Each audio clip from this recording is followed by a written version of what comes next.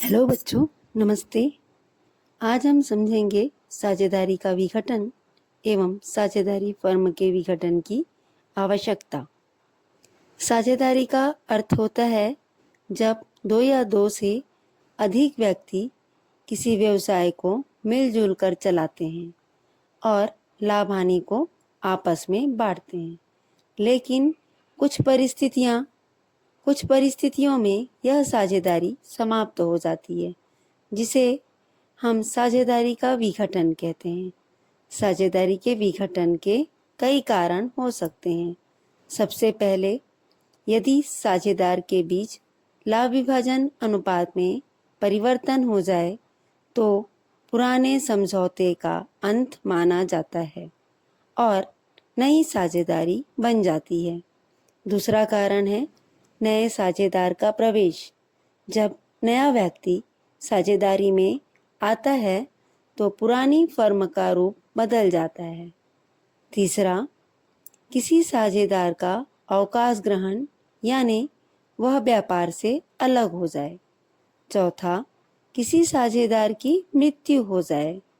पांचवा, किसी साझेदार का दिवालिया हो जाना।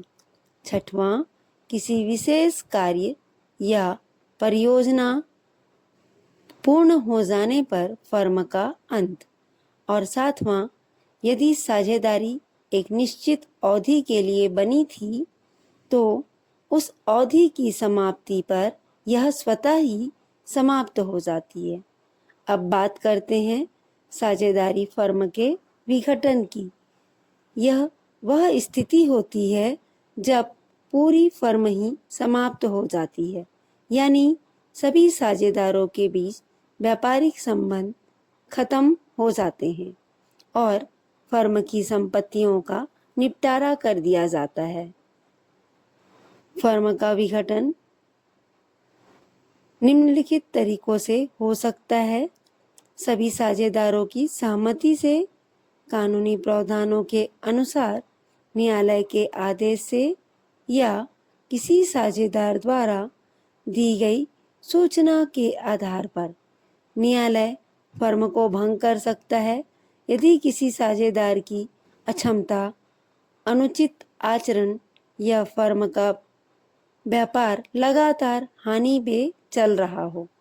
अंत में यह समझना आवश्यक है कि साझेदारी या फर्म का विघटन हमेशा हानि नहीं होता।